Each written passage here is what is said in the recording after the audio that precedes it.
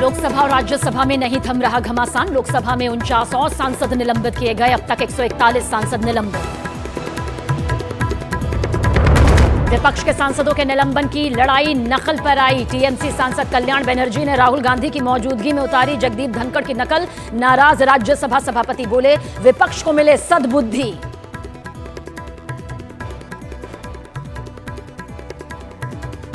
मैं तो यही कह सकता हूं, सद्बुद्धि आए। कुछ तो सीमा होती होगी, कुछ जगह तो बख्शो, कुछ जगह तो बख्शो। लोकसभा में आज 3 आपराधिक कानून से जुड़े संशोधन बिल हुए पेश। गृहमंत्री अमित शाह ने पेश किए तीनों बिल।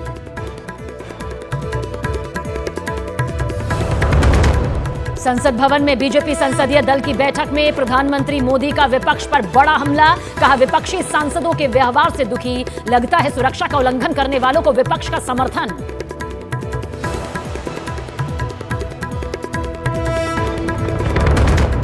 दिल्ली में विपक्ष के इंडी गठबंधन की बैठक। सहयोगियों के निशाने पर चल रही कांग्रेस ने नेशनल अलायंस कमेटी का किया गठन।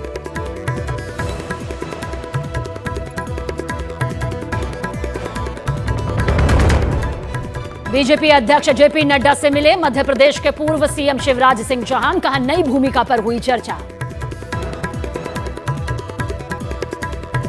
मैं अपनी जिंदगी से आज भेंट करने आया था। उनके साथ अगले काम के बारे में भी